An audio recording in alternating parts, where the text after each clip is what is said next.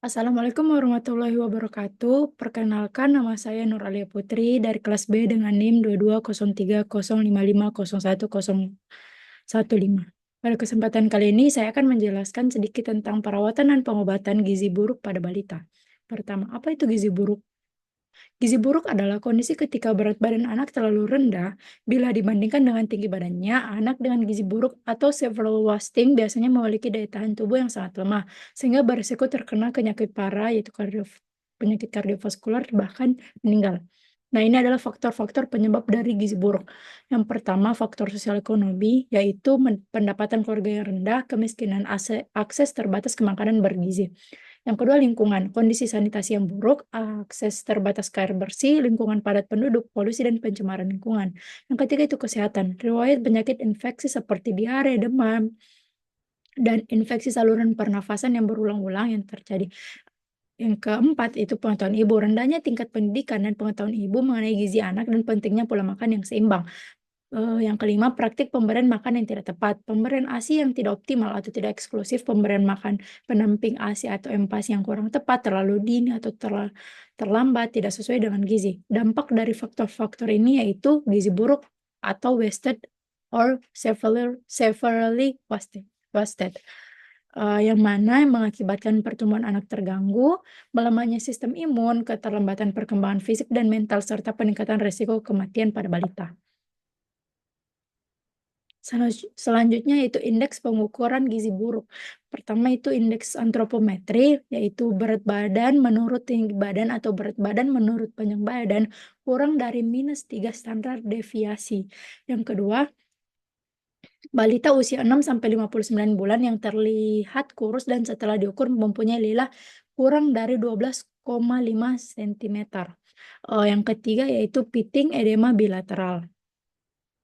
Nah, 4 fase pada perawatan dan pengobatan gizi buruk pada balita. Pertama, fase stabilisasi yang biasa berlangsung selama 1 sampai 2 hari, tapi kadang-kadang itu berlangsung sampai seminggu tergantung kondisi pada anak. Nah, pada fase stabilisasi ini kita memperhatikan yang diperhatikan oleh kita itu denyut nadi, pernafasan, suhu tubuh, tanda-tanda bahwa ada sesuatu yang tidak beres, berapa banyak cairan yang menumpuk, berapa banyak susu formula yang diminum bayi, seberapa sering mereka pergi ke toilet, seperti apa kotorannya, berapa banyak air seni yang mereka hasilkan, dan beberapa berat badan yang bertambah.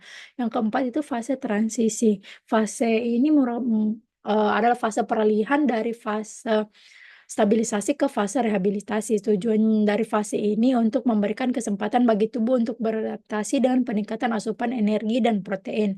Pemantauan selama fase ini konsisten dilakukan selama fase stabilisasi. Yang ketiga itu fase rehabilitasi. Fase ini diberikan baik kepada pasien rawat jalan atau pasien rawat inap. Ini tuh fase pemberian makan yang dirancang untuk memfasilitasi pertumbuhan anak yang tertinggal. Energi diberikan dengan takaran 1.500 hingga 2.200 kilokalori per kilogram berat badan per hari dalam bentuk F100 atau RUTF dengan pemberian bahan makan yang sesuai dengan berat badan anak secara bertahap. Masa pengobatan dari fase ini biasanya tuh sampai dari 2 sampai 4 minggu. Kemajuan pengobatan dinilai dengan memantau kenaikan berat badan setelah fase transisi dan dimulainya pemberian F100 dan RUTF. Fase rehabilitasi dipantau dengan mencatat asupan suplemen nutrisi dan kenaikan berat badan.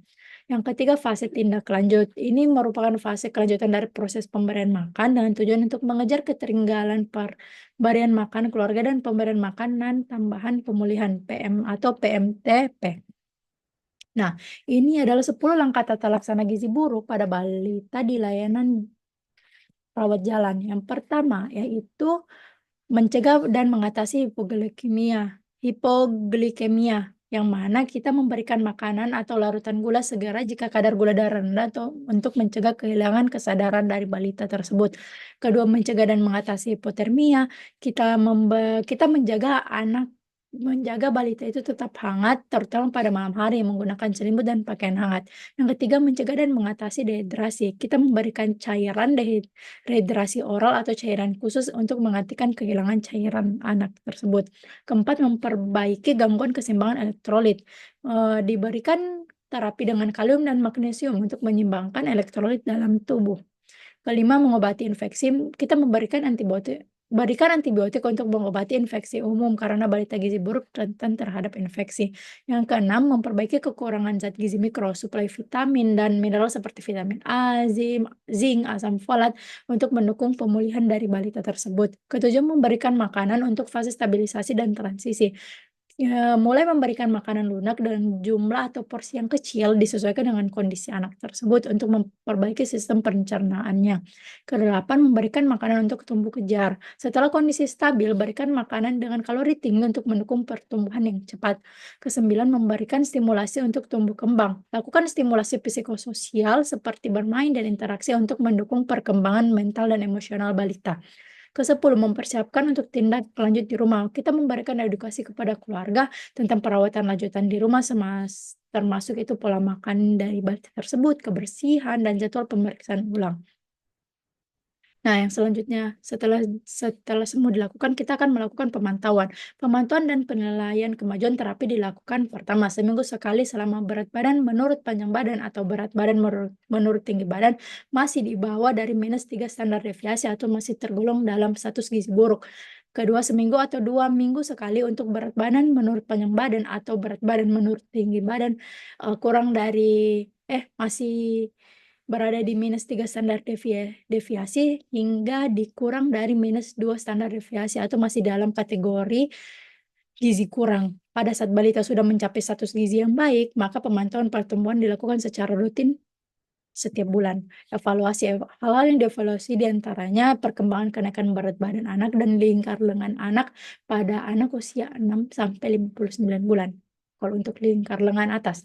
Jika ada edema, perhatikan perkembangan pemulihan pitting edema bilateral. Jika ada kayak penumpukan cairan, jika ditekan dia sulit langsung kembali, itu sudah baik. Ketiga, perubahan nafsu makan. Keempat, kepatuhan dalam menjalani terapi diet. Jika menggunakan F100 atau RUTF, pantau berapa banyak jumlah yang telah dikonsumsi anak melalui bungkus kosong yang diperlihatkan ibu maupun melalui wawancara kepada ibu. Jika mendapatkan makanan padat gizi, pantau jenis makanan yang diberikan kepada anak. Berikan konseling kepada ibu cara menyiapkan makanan padat gizi yang tepat. Setelah dari kedua itu yang terakhir didiskusikan perkembangan anak bersama tim asuhan gizi lainnya. Yang kelima, kepatuhan untuk pengobatan lain yang diberikan. Mungkin sekian dari saya, lebih dan kurangnya mohon dimaafkan. Terima kasih banyak.